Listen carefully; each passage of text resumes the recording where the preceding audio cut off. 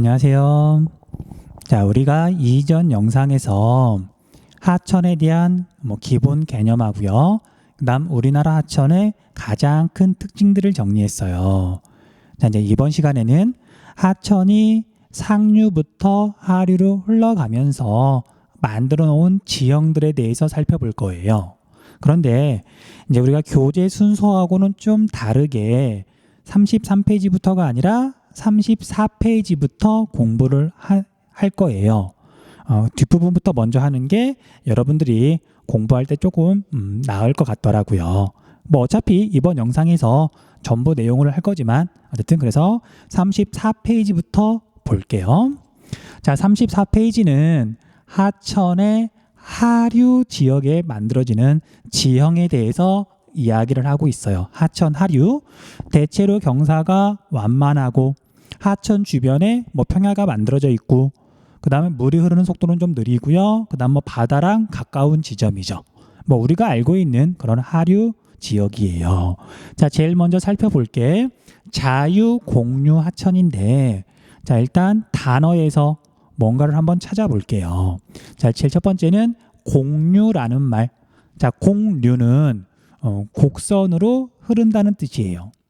자, 하천은 곧게 흐르는 하천이 있고요. 그렇다고 완전히 일직선은 아니고 비교적 곧게 직류 하천이 있고요. 그 다음에 구불구불 흐르는 하천이 있는데 보통은 직선에 비해서 1.5배 이상 먼 거리를 이렇게 돌아서 흐르면 공류한다고 말을 해요.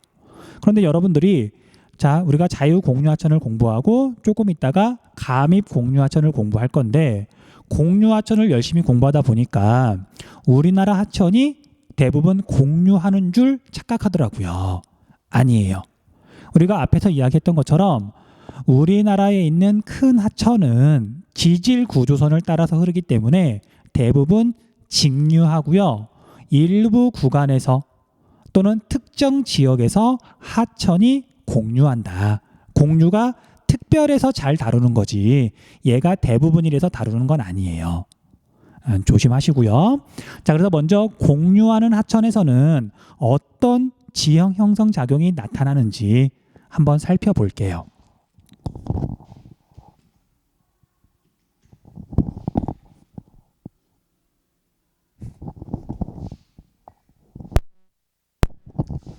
자, 제일 왼쪽에 있는 그림을 보면 되는데 지금 하천이 이렇게 구불구불 흐르고 있죠.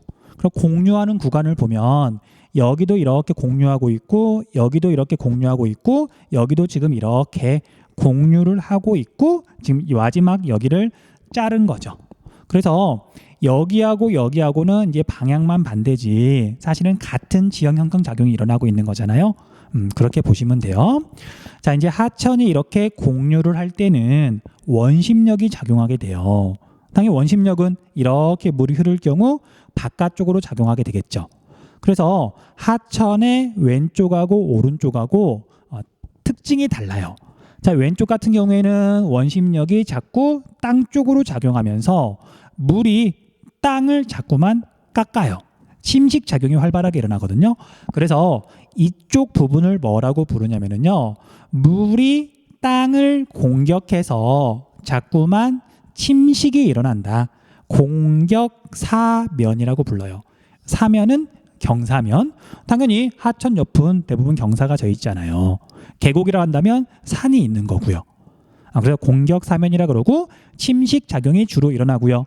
그 다음에 원심력이 더해져서 물이 흐르는 속도도 빠른 편이에요.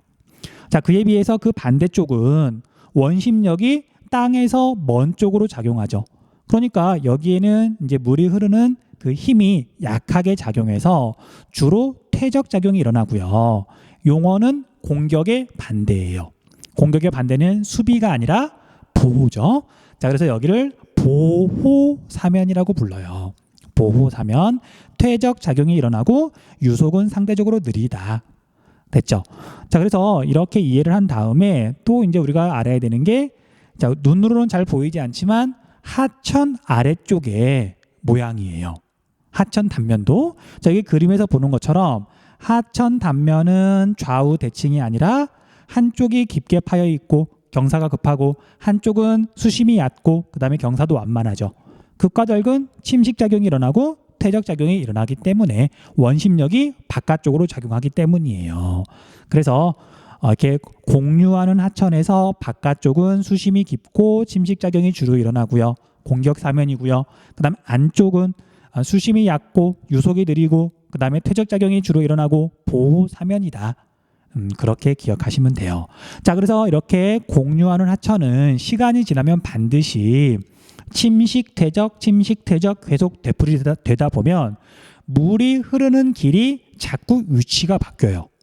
물이 흐르는 길을 유로라 그러거든요. 공유하는 하천은 끊임없이 유로가 바뀐다. 됐죠? 됐죠? 그렇게 일단 알아두시고 다시 수능 특강으로 돌아갈게요. 자, 그래서 수능 특강에 돌아왔더니 공유 설명했고요. 이제 앞에 자유를 이제 여러분들이 이해할 수 있을 거예요. 자, 그래서 자유롭다는 말은 뭐가 자유롭냐면요. 하천이 유로를 자유롭게 변경할 수 있다는 얘기예요. 하천이 자유롭게 유로를 변경할 수 있다. 자, 그러면 과연 어떤 경우에 하천이 물길을 자유롭게 바꿀 수 있을까? 두 가지 조건이 필요하거든요. 첫 번째는 평야 지역을 흐르는 하천이 물길을 쉽게 바꿔요. 이렇게 깎아 나가는데 옆에가 막 높은 산이에요. 그럼 그 산을 깎아야 되니까 시간이 되게 오래 걸릴 거 아니에요? 자유롭게 물길을 바꿀 수가 없겠죠. 그래서 평지를 흐르는 하천이 물길을 쉽게 바꾼다. 그 다음 두 번째는 큰 하천은 물길을 쉽게 바꾼다? 아니죠. 자, 우리가 서울을 지나는 한강이 물길을 한번 자유롭게 바꾼다고 한번 생각해 보세요. 관악산 깎고 북한산 깎고 하천이 규모가 크면 당연히 자유롭게 물길을 바꿀 수가 없어요. 그러면 어떤 하천이 이제 물길을 자유롭게 바꾸냐면 규모가 작은 하천. 그래서 여기에서 우리가 알아야 되는 용어가 하나가 등장을 해요. 지류하천. 지류라는 말에 우리 별표 좀 해두세요. 어려운 말은 아닌데 일상에서 쓰지 않는 말이다 보니까 학생들이 잘 모르더라고요. 자, 서울 근처를 지나는 한강을 간단하게 그리면 물길이 되게 굵을 거예요. 이 물길을 뭐라고 부르냐면 우리가 앞에서 공부했던 하계망이라고 하는 개념 있죠. 이렇게 하천들이 모여가지고 작은 하천들이 모여가지고 큰 하천들이 되는 그런 전체적인 하천 체계를 하계망이라 그러는데 한강의 하계망에서 가장 중요한 가장 근본이 되는 물줄기잖아요. 이게 우리가 이걸 한강이라고 부르잖아요. 그래서 한강 하계망 중에 가장 중요한 이런 물줄기를 볼류라고 불러요. 한강 볼류. 그런데 이제 한강을 향해서 작은 하천들이 모여들잖아요. 넓게 보면 한강이지만 그런 작은 하천에는 따로 이름이 있어요. 이 근처에서는 어떤 게 그런 하천이냐면 안양천이 그런 강이에요. 안양천. 이런 안양천 같은 걸 지류라 그래요. 나무의 줄기 거기에서 뻗어나온 가지처럼 흐른다 그래서 지류라 그래요. 자, 한강 본류는 물줄기를 쉽게 바꿀 수 없지만 안양천 같은 조그마한 하천들은 얼마든지 물길을 쉽게 바꿀 수 있다. 됐죠? 자, 그러면 이제 우리가 자유공유하천은 다 이해한 거예요. 평야 위를 공유하는 하천은 아까 침식이 일어난다 그랬는데 하류 지역은 해발 고도가 높진 않으니까 그리고 바다랑 가까우니까 아래쪽을 깎는 건 거의 없고요. 주로 옆쪽을 깎아 나가요. 우리가 옆을 측면이라 그러잖아요. 그 하천이 공유하면서 공격면에서 계속 옆쪽을 깎아 나가는 걸 측방 침식이라고 한다. 측방 침식이 상대적으로 우세하여 아래쪽을 깎는 하방 침식은 잘 안 일어나니까 옆쪽을 쉽게 깎아서 유로 변경이 잘 일어난다. 이런 하천을 자유 공유 하천이라고 불러요. 개념은 되게 쉽죠. 그다음 동그라미 2번. 자, 대하천은 이제 물길을 잘 바꿀 수 없는데 근데 여기 한번 봐보세요. 자, 서울 근처를 지나는 한강이에요. 자, 한강은 옛날에 이 본류는 홍수가 잘 났을까 안 났을까? 되게 잘 났어요. 좀 말이 좀 그러네요. 홍수가 이게 자주 일어나서 피해가 되게 심했었거든요. 지금은 이게 건축 기술이 발달하고 토목 기술이 발달해가지고 댐도 건설하고 뚝도 높게 쌓아가지고 홍수가 안 나는 거고요. 그래서 한강이 넘치면서 흙과 모래가 같이 넘쳐서 한강 양 옆에는 한강이 만들어 놓은 평야가 있거든요. 자, 이렇게 만들어지는 평야를 범람원이라고 불러요. 범람원. 그리고 한강 양 옆으로는 비교적 평탄하잖아요. 자, 그래서 이렇게 범람원 위를 한강이 만들어 놓은 평평한 땅 범람원 위를 이렇게 흘러오는 지류는 평야 위를 흐를 뿐만 아니라 크기가 작으니까 구불구불 쉽게 유로가 바뀐다. 됐죠? 자, 그 다음에 이렇게 유로가 바뀌는 과정에서 여러 가지 지형이 만들어질 수 있는데 우가코 구와도 하나 더 하중도를 적어 좀 놓으세요. 하중도. 자, 이제 이것들에 대해서는 따로 이제 판서를 하면서 정리를 한번 해볼게요. 자, 여러분들, 자, 공유하는 하천 좀 어느 정도 진행이 돼서 이렇게 흐르고 있는 하천이 있다고 한번 가정을 해볼게요. 자, 이 하천은 이쪽 방향으로 흘러도 여기가 지금 공경면 보호면이죠. 자, 만약에 이렇게 거꾸로 흐르더라도 공경면 보호면이에요. 그리고 여기가 공경면이고 여기가 보호면이고 이쪽이 공경면이고 이쪽이 보호면이고, 그렇죠? 공유하는 하천은 항상 공경면과 보호면이 있으니까. 자, 이렇게 공유하는 하천이 시간이 지나면 어떻게 물길이 바뀌냐면요, 여기를 봤더니 공경면 점점 이렇게 깎아 나가요. 그리고 이쪽은 보호면 점점 퇴적작용이 일어나서 육지가 이렇게 넓어져요. 그러니까 물길이 점점 이렇게 바뀌는 거죠. 근데 이쪽도 마찬가지예요. 공경면은 계속 깎아 나가고요. 깎아 나가고 보호면은 자꾸만 쌓이고 물길이 바뀐다. 그러다가 더 진행이 되면 여기하고 이렇게 연결이 돼버려요. 사실 자연 상태에서 물은 최대한 빨리 바다로 가고 싶어 하거든요. 그러니까 멀리 돌아가는 것보다는 가까운 길을 지금 뚫어버리는 거예요. 그렇게 생각하셔도 돼요. 그러면 여기까지 이제 과정을 조금 이렇게 정리를 하면 여기 부분이 이렇게 연결이 돼서 새로운 물길이 열린다. 일단 여기 상태까지 놔두고 한번 살펴볼게요. 자, 이 상태가 됐더니 물은 이렇게도 흐르고요. 그 다음에 이렇게도 흐르고, 근데 여기 가운데에 섬이 만들어졌죠. 이런 섬을 하천 가운데에 있는 섬이라 그래서 하중도라고 그래요. 뭐 용어는 되게 쉽죠. 자, 어쨌든 하중도가 이렇게 있고요. 그런데 여기서 시간이 더 지나면 어떤 일이 벌어지냐면, 자, 이렇게 새로운 물길이 뚫렸으니까 여기는 짧은 거리, 여기는 먼 거리, 경사는 이쪽이 더 급해요. 같은 지점인데 더 빨리 가잖아요. 그래서 새로운 물길이 뚫리면 대부분의 물은 이쪽으로 흐르다 보니까 이쪽으로는 물도 적게 가고 물도 느리게 흘러요. 자, 물이 느리게 흐르면 침식, 퇴적. 그래서 하천이 운반해온 물질이 자꾸만 여기에 쌓여서 결국 여기가 메워지게 돼요. 자, 그러면 원래는 하나의 하천이었으나 이 하천과 분리된 저수지, 호수가 만들어지죠. 이렇게 만들어지는 호수를 우각호라고 불러요. 우각호, 소우자의 뿔각자, 소의 뿔처럼 생겼다. 뭐 초승달을 닮았다. 뭐 그렇게 말하기도 하는데 우각호가 만들어진다. 자, 그런데 다시, 자, 이 상태로 시간이 더 지나면 여기가 막혔으니까 물이 더 이상 공급되지 않는 거죠. 그럼 자연 상태에서는 우각호는 시간이 지나면 말라버려요. 마르면 이제 여기는 더 이상 물이 없는 거고 대신 물이 흘렀던 흔적만 남아있는 거예요. 자, 그런 지형을 뭐라고 부르냐면 구하도라고 불러요. 구하도. 현재는 물이 없지만 옛날에는 하천길이었다. 그런 뜻이에요. 자, 이제 여기서 중요한 건 구하도예요. 구하도가 왜 중요하냐면 뭐 그 자체로 중요하다기보다는요, 구하도는 지금은 물이 없지만 옛날에는 하천이 흘렀던 곳이죠. 물의 영향을 받았던 곳이죠. 그래서 어떤 지역에 가면, 그리고 간단하게 조사만 해보면, 아, 여기는 지금까지 역사적으로 물의 영향을 받은 적이 있다. 또는 반대로 한 번도 물의 영향을 받은 적이 없다. 그걸 알 수가 있어요. 뭘 보면 알 수 있냐면 그곳에 둥근 자갈이나 아니면 둥근 모래가 있냐 없냐만 따지면 돼요. 자, 물은 흐르면서 뭐 돌멩이도 흔들고 뭐 모래도 굴러가고 하면서 점점 둥글둥글해지죠. 그런데 우리가 뭐 산의 중턱 같은 데는, 그러니까 쉽게 말하면 물의 영향을 받지 않은 곳은 바위가 깨지면 그 상태로 머물러 있잖아요. 되게 모나 있어요. 각이 져 있어요.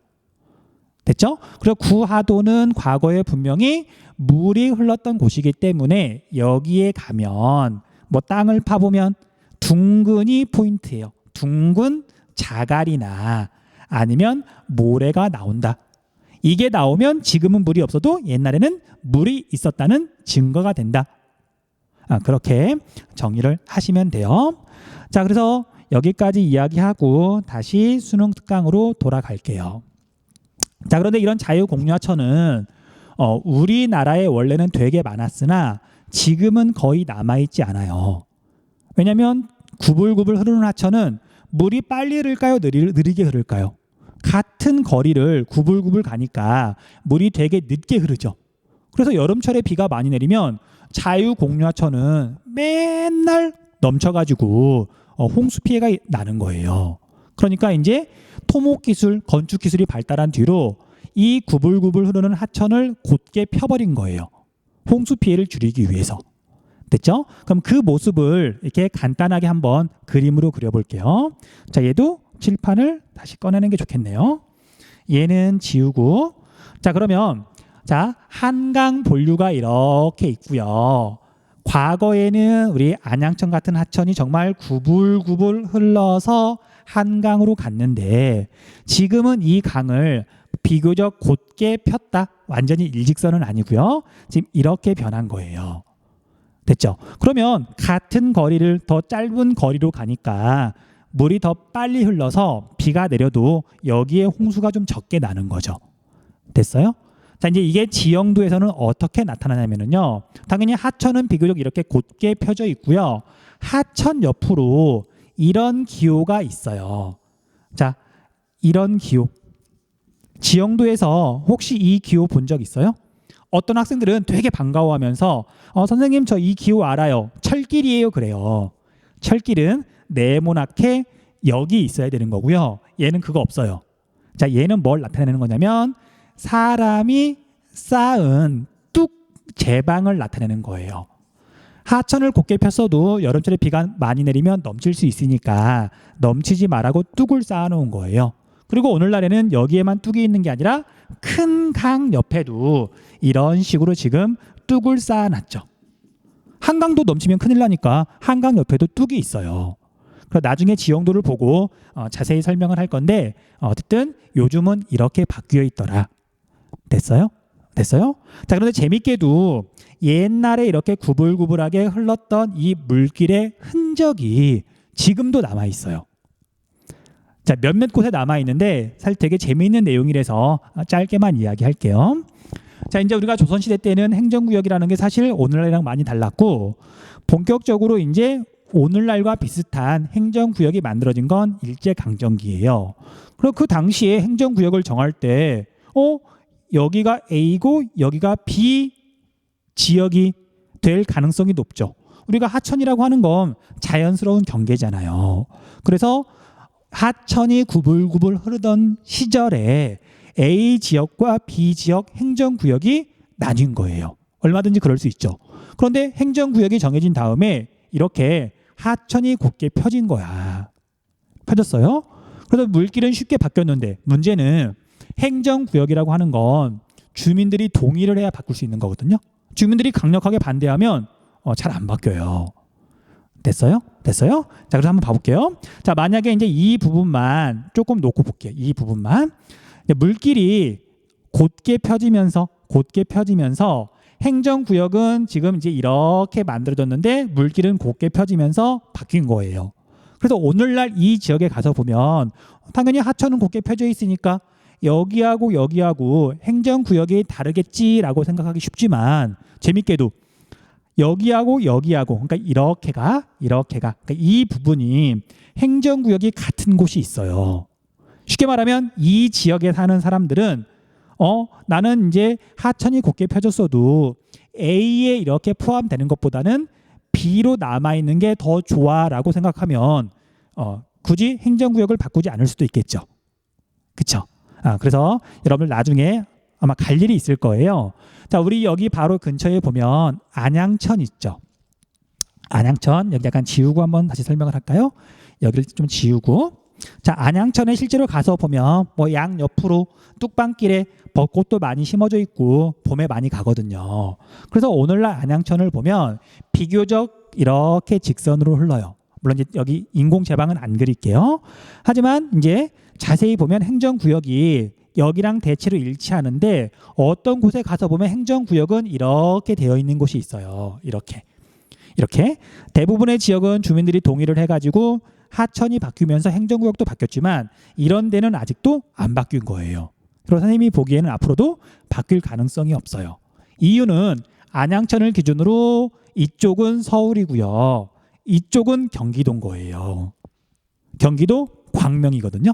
그래서 여기 사는 사람들은 하천이 곧게 펴지기 전에는 분명히 서울 사람이었는데 하천이 펴졌다 그래서 갑자기 경기도 사람이 되라 그러니까 싫은 거죠. 그렇죠? 그래서 여기 사람들은 지금도 서울로 초등학교를 다니고요. 서울 사람인 거예요. 주소가 서울인 거예요. 여기가 하안 사동인가 그렇고요. 이쪽 서울 쪽에는 금천구청역이 있어요. 지하철. 그래서 여기에 서가지고 저쪽 안양천 너머를 보면 거기가 경기도일 것 같지만 서울이더라. 재미있는 부분이니까 나중에 한번 가거든 꼭 살펴보세요. 자, 여기까지 하면 우리가 자유공유하천 설명은 다 마쳤고요. 자, 이제 범람원으로 갈게요. 범람원. 자, 우리 범람원은 용어가 뭐 어렵진 않죠. 하천이 범람한다. 비가 많이 와가지고 물이 많아져서 자, 물이 많아지는 걸 홍수라 그러거든요. 홍수가 나서 정말 하천이 넘친다. 그걸 범람이라 그래요. 범람. 자, 그래서 간단하게 그림을 그려보면 자, 하천 물길이 이렇게 있어요. 자, 얘는 규모가 크든 작든 이제 평야 지역을 흐르는 하천은 다 해당해요.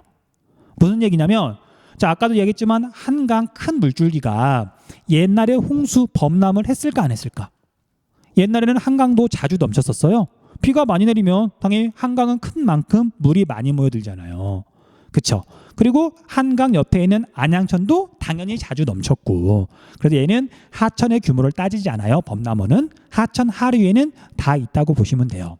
그래서 물이 점점 많아지다가 그러면 이제 얘가 물이 많아지니까 당연히 물살은 빠르고 막 흙탕물이 생기고 그러다가 더 물이 많아지게 되면 얘가 하천 옆으로 넘치게 돼요.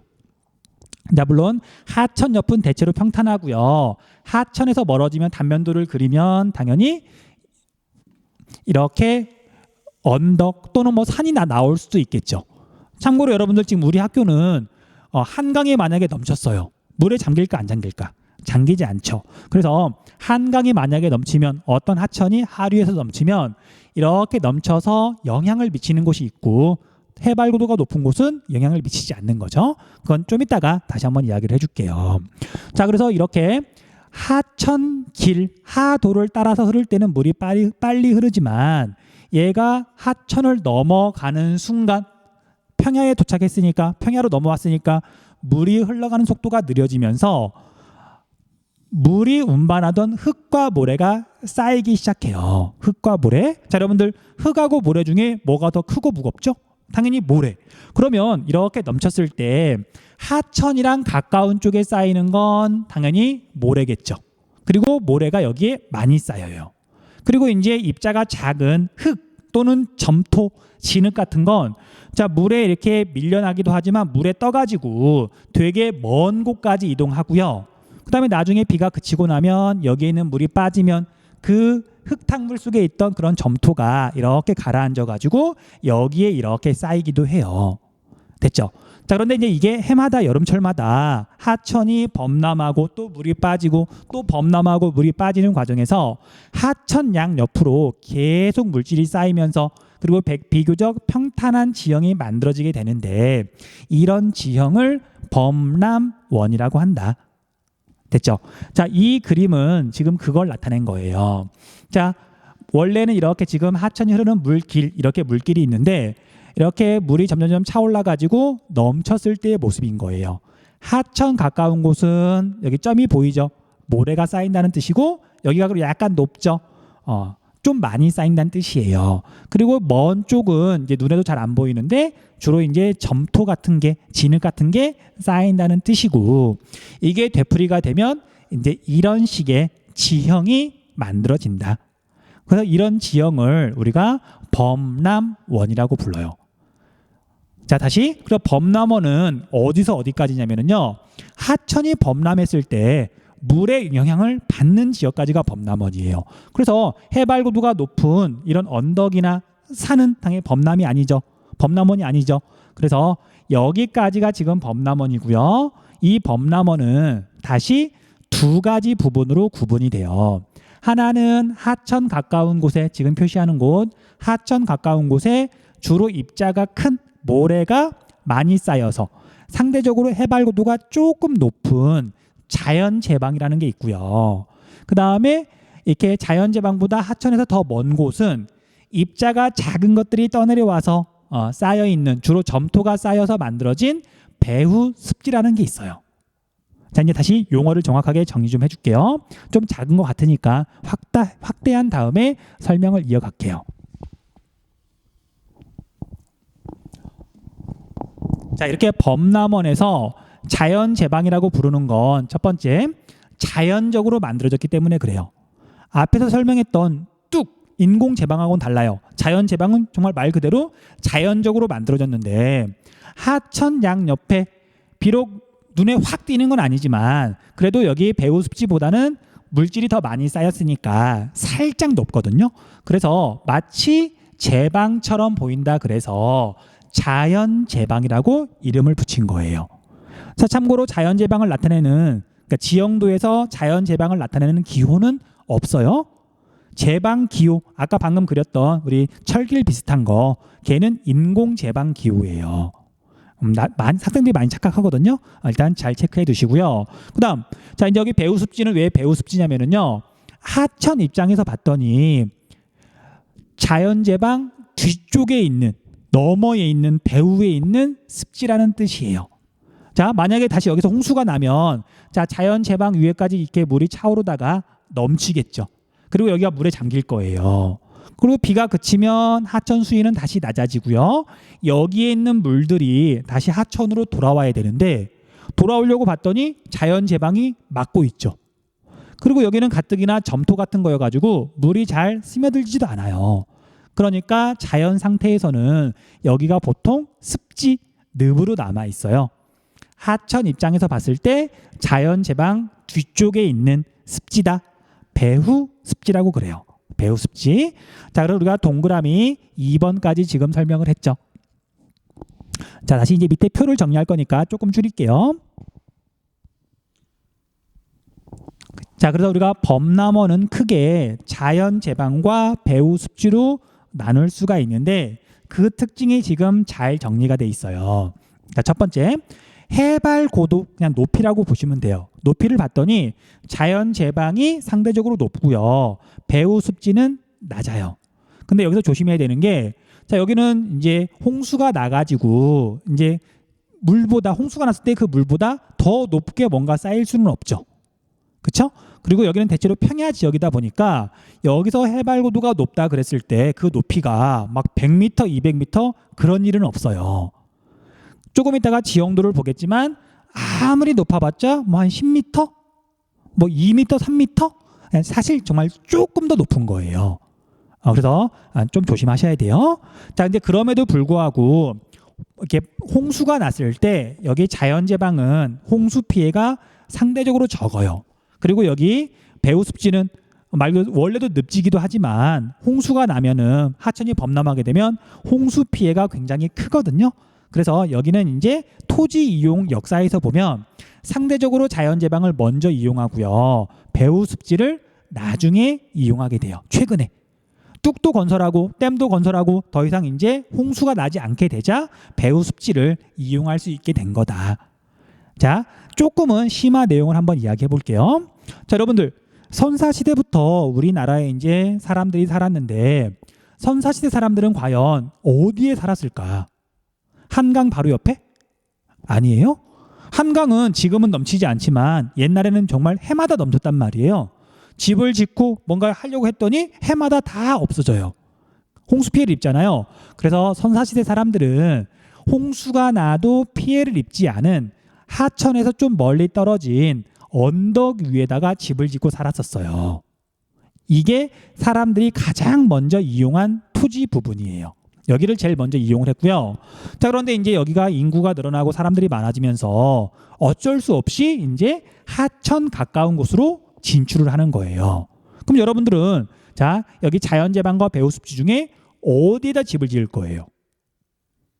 자, 선생님 같으면 여기 하천이랑 가까워도 자연재방에 집을 지을 것 같아요.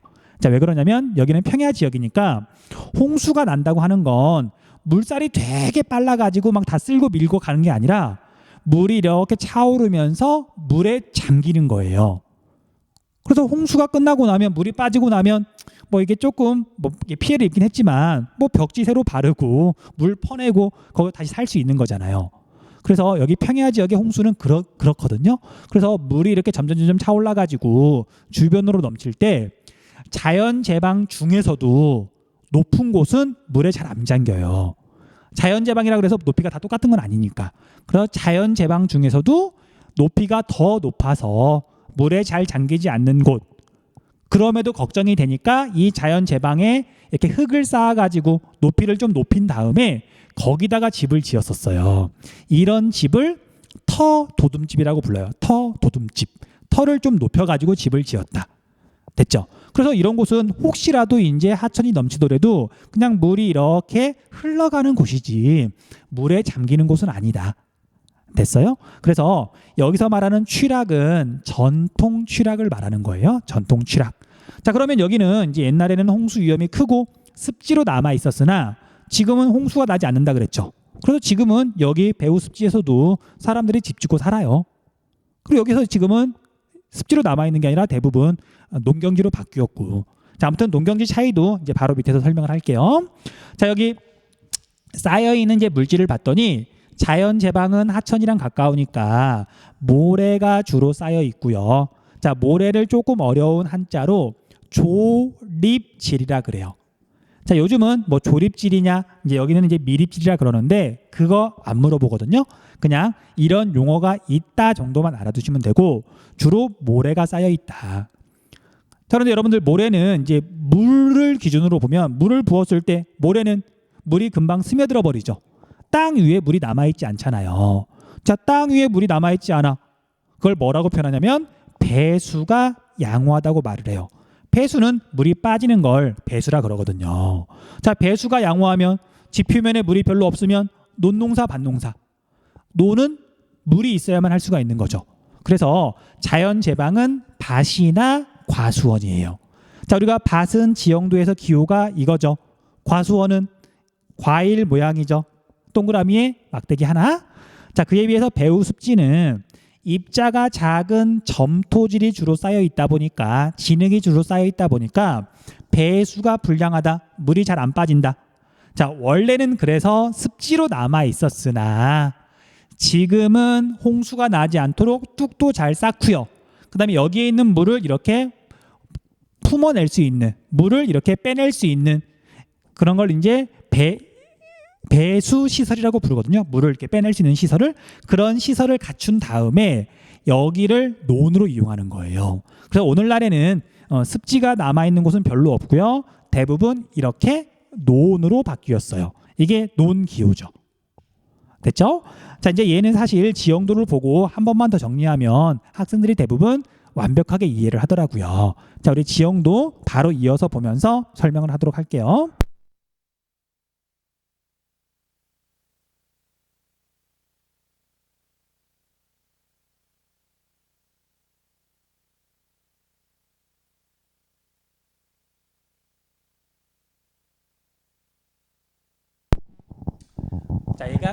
자, 이게 시험에서 흔히 제시하는 범람원 지형의 지형도예요.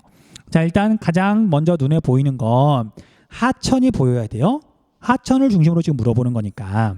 그 다음 두 번째로 보여야 되는 건 여기는 하천의 하류 지역이니까 하천 주변에 산이 많다 적다? 거의 없다? 거의 없다? 자, 설령 산이 있다 하더라도 이제 여러분들은 어떻게 생각하면 되냐면 여기는 하천이 범람할 수 있는데 주변에 산이 있으면 등고선이 있으면 그 산 위에는 물에 잠긴다 안 잠긴다? 안 잠긴다. 물론 여기에는 지금 산이 없지만 그것도 우리가 이제 파악할 줄 알아야 돼요. 자, 아무튼 있는 그대로 한번 생각을 해볼게요. 자, 여기는 하천이 지금 이렇게 있는데 이렇게 흐르고 있는데요. 그다음에 이렇게 흐르고 있는데 얘가 구불구불 흐르는 게 아니라 비교적 곧게 흐르죠. 하천을 곧게 폈단 얘기예요. 그걸 어디서 알 수가 있냐면 여기 주림자가 있으니까 하천이 그렇게 크지 않구나라는 걸 일단 알 수 있고요. 그 다음에 여기에 봤더니 재밌게도 여기에 뭔가 이렇게 지금 선이 있죠. 이 선이 지금 뭐냐면은요, 행정구역 경계예요. 행정구역 경계. 하천은 이렇게 흐르고 있는데 행정구역은 지금 이렇죠. 자, 아까 선생님이 이야기했던 과거에 물이 이렇게 흐를 당시에 행정구역이 정해진 거고 여기도 물길은 바뀌었지만 행정구역은 지금 그대로 옛날 그대로 남아있는 거예요. 그런 것도 알 수가 있는 거예요. 됐죠? 자, 그 다음에 하천 양 옆으로 지금 이 기호 보이죠? 여러 번 이야기했던 마치 철길처럼 보이는, 하지만 여기 없으니까 철길은 아닌, 얘가 인공제방이에요. 인공제방. 그럼 자연제방은 어디 있느냐? 자연제방은 일단 기호로는 나타나지 않아요. 기호로 나타나지 않아? 그럼 우리가 무엇을 보고 알 수 있냐면요, 하천이랑 가까운 쪽에, 그리고 보통 인공제방은 높게 쌓아야 되니까 자연제방 위에 짓거든요. 원래 자연제방이 조금 높으니까 거기다 인공제방을 지으면 건설하면 좋잖아요. 그래서 인공제방 근처에 하천 바로 옆에 이 기호가 있어요. 이 기호는 밭. 그래서 A는 자연제방이고요. 모래가 주로 쌓여 있고요. 그렇죠? 그리고 토지 이용은 밭 또는 과수원이다. 알 수 있는 거예요. 그럼 배후습지는 어디에 있냐? 하천에서 상대적으로 멀리 떨어진 곳, 그리고 등고선은 없지만 상대적으로 해발 고도가 낮은 곳, 그리고 지금은 논으로 대부분 개간된 곳, 여기 B가 바로 과거의 배후습지였던 곳이에요. 됐죠? 점토질이 주로 쌓여 있다. 그래서 시험 문제에서는 자연제방과 배후습지의 특징을 맨날 비교해서 물어본다. 자, 나중에 문제 풀이할 때 다시 한번 이렇게 정리할 거니까 지금은 그냥 넘어가도 될 것 같아요. 자, 이런 데가 사실 이런 데가 자연제방 위에 있는 마을인 거죠. 여기도 마찬가지고 자연제방 위에 지금 마을이 있는 거고요. 그 다음에 이런 데는 얘가 지금 네모난 게 집이거든요. 얘는 지금 자연제방 위에 있는 게 아니라 이제 더 이상 홍수가 나지 않으니까 사람들이 여기까지도 지금 진출을 한 거예요. 그렇게 이해하시면 돼요. 자, 여기까지 하면 우리가 지금 범람원까지 마무리를 지었고요. 자, 이제 삼각주로 넘어가 볼게요. 삼각주.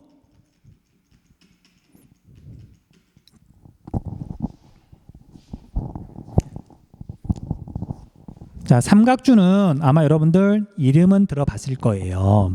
자, 삼각주는 이제 어디에 만들어지는 거냐면 하천의 하류도 아니고 하천의 하구예요. 하구. 자, 우리가 하구라는 용어부터 정확하게 설명을 할게요. 자, 우리가 하천이 이렇게 흘러가다가 바다랑 만나요. 바다랑 만나면 여기 부분 있죠. 여기를 우리가 하구라고 불러요. 하구. 하천의 입구라는 뜻이에요. 바다에서 보면 하천으로 들어가는 입구 부분이잖아요. 여기가 하구인 거예요. 자, 여기에서는 이제 하천이 이렇게 흘러올 때 물론 홍수가 나고 물이 많을 때 흙과 모래를 더 많이 운반하긴 하지만 끊임없이 하천이 흙이나 모래를 지금 바다로 운반을 하죠. 근데 이제 여기까지 왔는데 바다에 도착하면 더 이상 하천은 흐를 수가 없어서 운반하던 물질을 여기에다가 쌓아두게 돼요. 자, 그런데 이게 얌전하게 쌓이면 여기에 섬이 만들어질 텐데 문제는 바다라고 하는 건 끊임없이 움직이죠. 높이가 이렇게 변하기도 하지만 우리가 이제 황해안 가서 또는 서해안 가서 이렇게 살펴보면 바닷물이 멀리 빠졌다가 다시 육지 쪽으로 다가왔다가 얘가 지금 계속 왔다 갔다 하잖아요. 이런 걸 조류라 그러는데 얘가 하루에 2번씩 반복이 돼요. 앞에서 감조하천 할 때 비슷한 설명을 했던 것 같아요. 그래서 자, 이런 하천 하구 지역에 뭔가가 쌓일 수도 있는데 그리고 이렇게 쌓여서 만들어진 지형을 삼각주라고 하는데 여기에는 조건이 있다. 어떤 곳에서 만들어지냐면요. 우리 교재에도 있죠. 얘가 만들어지는 조건은 하천이 바다로 공급하는 물질하고 그 다음에 조류라 그럴게요. 뭐 바다라고 생각하면 되고요. 바다가 끊임없이 움직이면서 이 물질들을 넓게 퍼뜨려요. 그래서 조류가 제거하는 물질을 서로 비교했을 때 하천이 공급하는 물질이 더 많은 곳에서 삼각주가 만들어진다. 자, 당연히 하천 공급 물질은 하천이 크면 클수록 많겠죠. 됐죠? 그래서 하천의 규모가 크고 그 다음에 조류의 작용이 약한 곳, 조차가 작은 곳에 삼각주가 만들어지더라. 됐죠? 그래서 우리나라에서 삼각주가 있는 곳은 되게 드물어요. 왜 그러냐면 일단 동해로는 큰 강이 별로 없죠. 동해 쪽은. 그 다음에 우리가 서해 쪽은 조차가 워낙 크잖아요. 그러니까 이제 바다가 활발하게 움직이면서 하천이 운반해오는 물질들을 다 넓게 퍼뜨려 버리는 거예요. 그래서 삼각주가 만들어질 수 있는 곳이 드물기 때문에 얘도 위치를 정확하게 외워야 된다. 시험에서 굉장히 자주 물어봐요. 자, 그래서 대표적인 하천이 어디냐면요, 낙동강이에요. 낙동강.